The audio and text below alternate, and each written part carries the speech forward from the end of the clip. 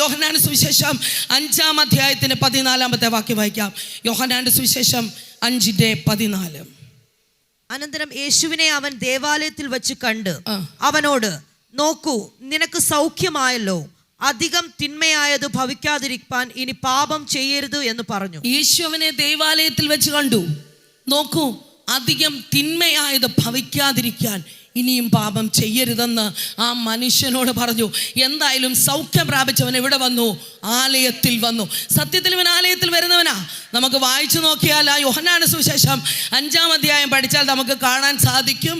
ഇവൻ സാധാരണ ഹല്ലേലൂയ കർത്താവ് സൗഖ്യമാക്കി കഴിയുമ്പോൾ ഇനിയും നീ പാപം ചെയ്യരുത്, നീ ദൈവത്തെ ആരാധിക്കണം, അല്ലെങ്കിൽ അവൻ്റെ ശിഷ്യന്മാർ നമ്മളൊക്കെ പറയുന്നത് ആമേൻ ദൈവിക വിടുതൽ പ്രാപിച്ചു കഴിയുമ്പോൾ ഇനി അടുത്ത ആഴ്ചയിലും ആരാധനയ്ക്ക് വരണേ എന്ന് പറഞ്ഞു വിടും. എന്തായാലും ഇവനെ ദൈവാലയത്തിൽ ഇതൊന്നും പറഞ്ഞില്ല ഇവനോട്. അവൻ ദൈവാലയത്തിൽ വന്ന അതിൻ്റെ കാരണം നമുക്ക് വായിച്ചാൽ മനസ്സിലാക്കാൻ സാധിക്കും. ബെഥെസ്ദ എന്ന കുളക്കരയിലെ ആമേൻ ഒരു രോഗിയുടെ സൗഖ്യം. Hallelujah hallelujah. ആട്ടുവാതുക്കൽ ബെഥെസ്ദ എന്നൊരു കുളമുണ്ട്, അവർ എബ്രായ കുളമുണ്ട്, അതിന് 5 മണ്ഡപമുണ്ട്, അവിടെ ഒരു സിസ്റ്റമുണ്ട്. വെള്ളത്തിൻ്റെ ഇളക്കം കാണുമ്പോൾ അതിലോട്ട് നോക്കിയിരിക്കുന്നവൻ ആമേൻ അതത് സമയത്തൊരു ദൂതൻ വന്ന് കുളം കലക്കും. ആദ്യം ഹല്ലേലൂയ വെള്ളത്തിൽ ഇറങ്ങുന്നവൻ ഏത് വ്യാധി പിടിച്ചവനായിരുന്നാലും സൗഖ്യമാകും. ഹല്ലേലൂയ.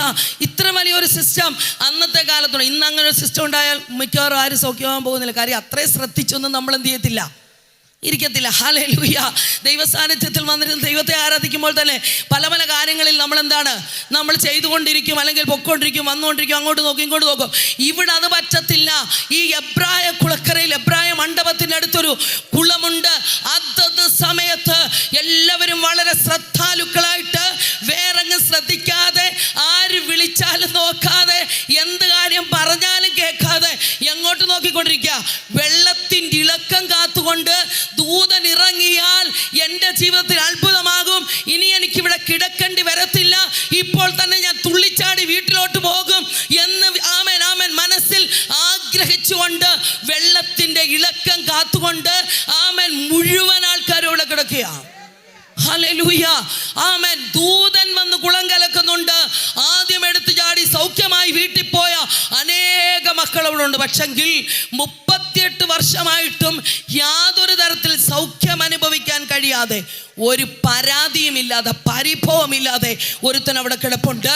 അവൻ്റെ തീരുമാനം ഇനി 38 അല്ല, 48 അല്ല, 58 അല്ല, സൗഖ്യമാകാതെ ഞാൻ ഇവിടുന്ന് പോകത്തില്ല. ദീർഘവർഷങ്ങളായി നിന്റെ ജീവിതത്തിൽ പ്രാപിക്കാൻ കഴിയാത്ത, മറുപടി പ്രാപിക്കാതിരുന്ന വിഷയമായിട്ട് പ്രാർത്ഥനയ്ക്ക് നീ വന്നതെന്താ? സൗഖ്യമാകാതെ, വിടുവിക്കപ്പെടാതെ ഞാൻ ഇവിടം വിട്ടുപോകത്തില്ല. ദൈവ സാന്നിധ്യം അനുഭവിക്കുന്ന ദൈവ പൈതലേ, ദീർഘനാളുകളായി നിന്നെ പ്രാർത്ഥനാ വിഷയത്തിന് മറുപടി ലഭിച്ചെങ്കിലും ഇല്ലെങ്കിലും ഇന്നത്തെ ദിവസം അത്ഭുതത്തിന്റെ ദിവസമാണ്. ഇന്ന് ഇവിടെ ദൂതൻ ഇറങ്ങിയിട്ടുണ്ട്, ഇന്ന് മഹാരാജാവ് ഇവിടെ വന്നിട്ടുണ്ട്, ദൈവ സാന്നിധ്യം ഇവിടെ വ്യാപരിക്കുന്നുണ്ട്. എന്തായാലും ഹല്ലേലൂയ,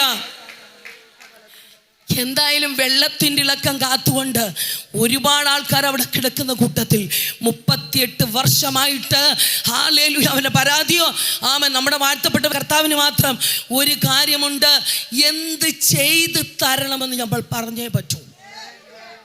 ദൈവത്തിന് സകലം അറിയത്തില്ലേ? ഇനി എന്തോ 24 മണിക്കൂർ ഇത് പറഞ്ഞുകൊണ്ടിരിക്കണോ?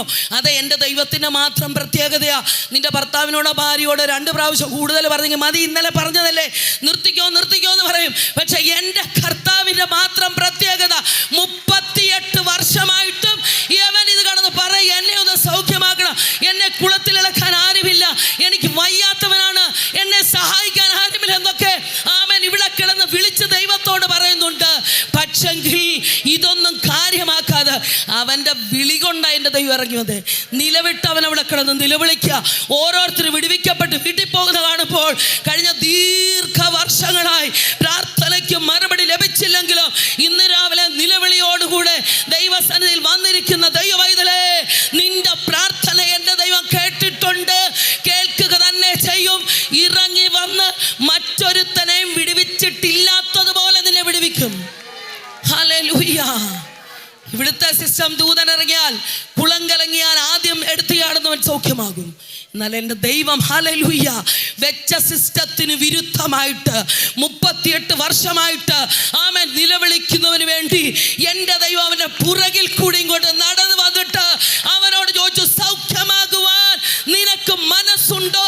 ഈ 38 വർഷമായിട്ട് നിനക്ക് എന്തേലും ഇനി സൗഖ്യമാകത്തില്ലെന്നുള്ള ചിന്ത നിന്റെ മനസ്സിലുണ്ടോ? ഇതാണ് എൻ്റെ ദൈവത്തിൻ്റെ ചോദ്യം. ഹല്ലേലൂയ. പ്രാർത്ഥിക്കുന്ന ദൈവ പൈതലേ, നിനക്ക് മറുപടി കിട്ടത്തില്ലെന്നുള്ള നെഗറ്റീവ് ചിന്ത നിന്റെ മനസ്സിലുണ്ടെങ്കിൽ യേശു ക്രിസ്തുവിന്റെ നാമത്തിൽ അതിനെ ക്യാൻസൽ ചെയ്തുകൊണ്ട് ഈ നിമിഷവും എൻ്റെ ദൈവത്തിന് പ്രവർത്തിക്കാൻ കഴിയും. വർഷങ്ങളായതൊന്നും എൻ്റെ ദൈവത്തിന് വിഷയമല്ല. അതുകൊണ്ടാണ് ഇവൻ വെള്ളത്തിൻ്റെ ഇളക്കം നോക്കിക്കൊണ്ട് കുളത്തിലോട്ട് നോക്കിക്കൊണ്ടിരിക്കുമ്പോൾ അവൻ്റെ പുറകിൽ കൂടെ വന്ന് അവനെ തൊട്ട് വിളിച്ചു, സൗഖ്യമാകുവാൻ നിനക്ക് മനസ്സുണ്ടോ? നിന്റെ കാര്യം എന്താണെന്ന് എനിക്കറിയാം, എന്നാൽ നീ ഒരു പ്രാവശ്യം കൂടെ പറഞ്ഞു.